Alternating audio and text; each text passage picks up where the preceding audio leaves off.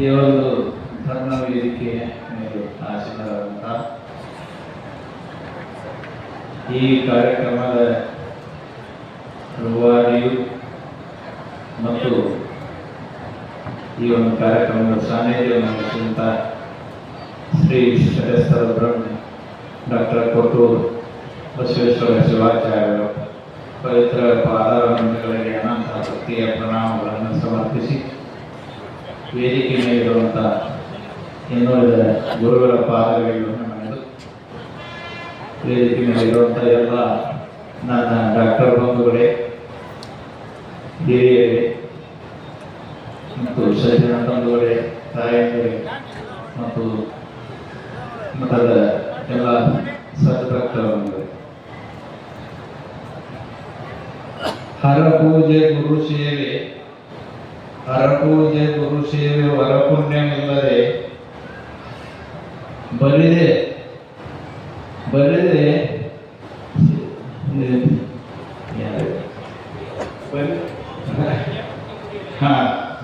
ಭಕ್ತಿ ಸಿಗು ಪಡಿವೆ ಆತ್ಮ ಅಂತ ಬರ್ತದೆ.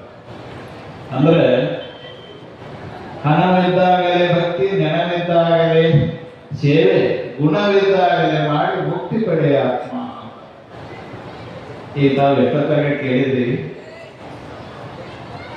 ಇವೆಲ್ಲ ನಮ್ಮ ಆರೋಗ್ಯಕ್ಕೆ ಮುಖ್ಯ. ಅಂದ್ರೆ ನಾವು ನಮ್ಮ ಜೀವನ ನಾವು ಹೆಂಗೆ ಜೀವನ ಮಾಡ್ತೇವೆ, ಸಾತ್ವಿಕ ಜೀವನ ಅಂತ, ರಾಜಸಿಕ ಜೀವನ ಅಂತ, ತಾಮಸಿಕ, ಇವು ಮೂರು ಗುಣಗಳು. ಸಾತ್ವಿಕ ಆಹಾರ ಅಂತ ಹೇಳಿದ್ರೆ ಮೇಡಮ್, ಸಾತ್ವಿಕ ಆಹಾರ ನಮ್ಮ ಸಾತ್ವಿಕ ಮನಸ್ಸು ತಯಾರಾಗ್ತದೆ.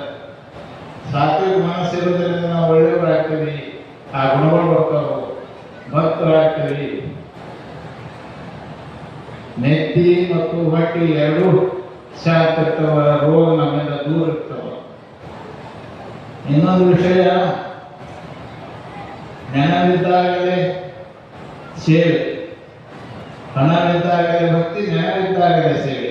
ನೆನ ಅಂದ್ರೆ ನಯ ಶಕ್ತಿ ಇದ್ದಾಗ, ಶಕ್ತಿ ಅಂದ್ರೆ ಆರೋಗ್ಯ ಇದ್ರೆ ಶಕ್ತಿ. ಆರೋಗ್ಯ ಇರಬೇಕಾದ್ರೆ ಇವೆಲ್ಲ ನಾವು ಪಾಲಿಸಬೇಕಾಗ್ತದೆ, ಅದ್ರ ಬಗ್ಗೆ ನಾವು ಕಾಳಜಿ ಹೋಗ್ಬೇಕಾಗ್ತದೆ. ಆದ್ರೆ ಈಗಿನ ಪರಿಸ್ಥಿತಿ ಒಳಗೆ ಪ್ರತಿಯೊಂದು ಹಳ್ಳಿ ಒಳಗೆ, ಸಿಟಿ ಒಳಗೆ ನೀವು ನೋಡಿದ್ರೆ ಹೆಜ್ಜೆಗೆ ಎಲ್ಲ ಚೀಟ್ಗಳ ಅಂಗಡಿಗಳು ಮತ್ತು ಶರೀರ ಅಂಗಡಿಗಳು ಕಾಣಿಸ್ತವೆ. ನಮ್ಮ ಮಕ್ಕಳು 12-14 ವರ್ಷ ಆಗೋ ಪುಸ್ತಕದಿಂದ ಇವೆಲ್ಲ ದುಶ್ಚಟಗಳಿಗೆ ಬಲಿಯಾಗಿ ಹಾಳಾಗ್ತಾರೆ.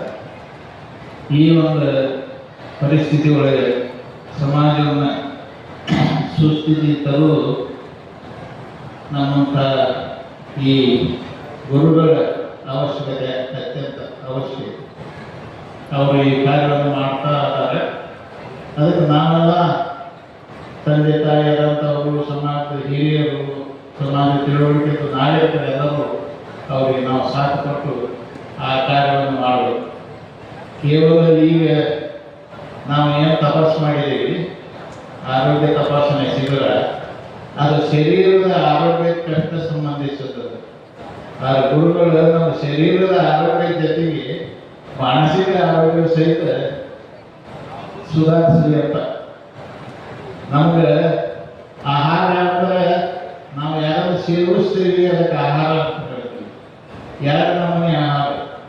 ಒಂದು ಪದಾರ್ಥ ಬಾಯಿಂದ ನಾವು ಸೇವಿಸ್ತೀವಿ, ಇನ್ನೊಂದು ಪದಾರ್ಥ ಅಲ್ಲ, ಅದು ನುಡಿಗಳು ಕಿವಿಯಿಂದ ಕೇಳ್ತೀವಿ. ಬಾಯಿಂದ ಉಣ್ಣೋದು, ಕಿವಿಯಿಂದ ಉಣ್ಣೋದು.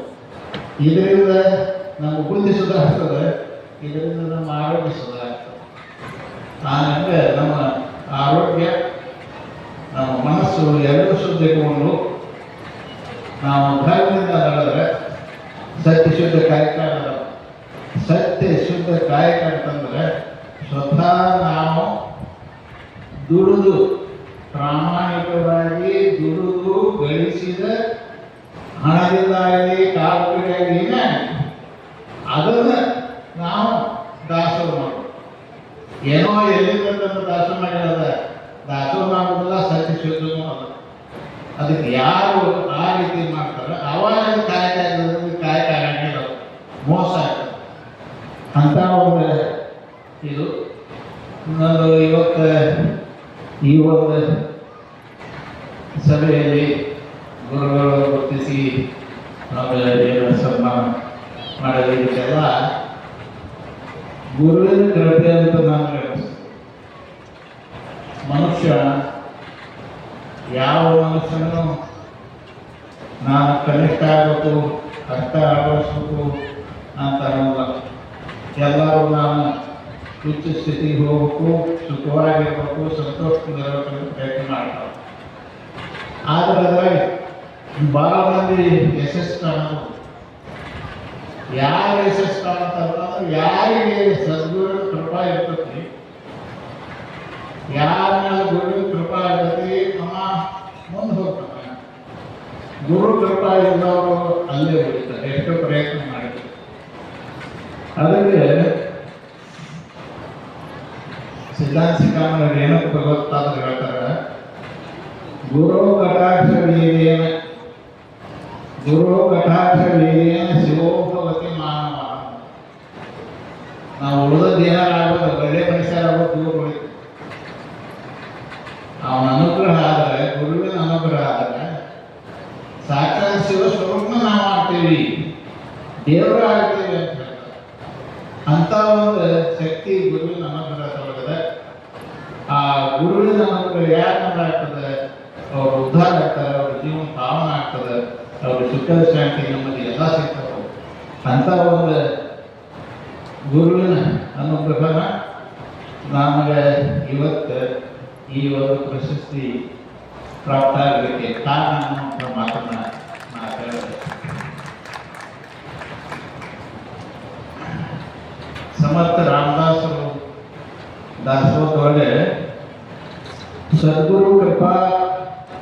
ಸದ್ಗುರು ಕೃಪೆಯ ಕುಡುಕುಡಿ ವ್ಯರ್ಥ ಸಿಗುವುದಿ ಅಂತ ಮರಾಠಿ.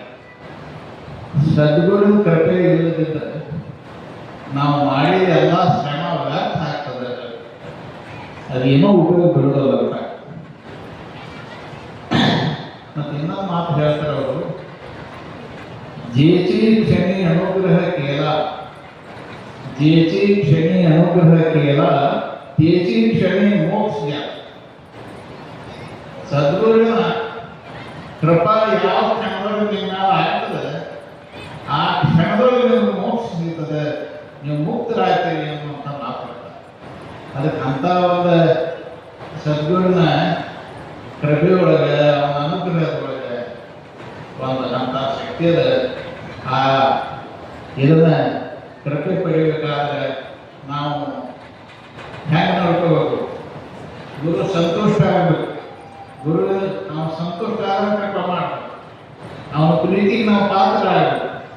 ಆ ರೀತಿ ನಾವು ಅವ್ರ ಸೇವಾ ಮಾಡಬೇಕು, ಅವ್ರು ಹೇಳಿದ ಮಾತು ಕೇಳಬೇಕು. ಅದಕ್ಕೆ ಹೆಂಗಪ್ಪ ಅಂತಂದ್ರೆ, ಗುರುವೇ ನಿಮ್ಮ ಆಜ್ಞೆಯನ್ನು, ಗುರುವೇ ನಿಮ್ಮ ಆಜ್ಞೆಯನ್ನು ಮೀರದೆ ನಡೆದವನು ನರನು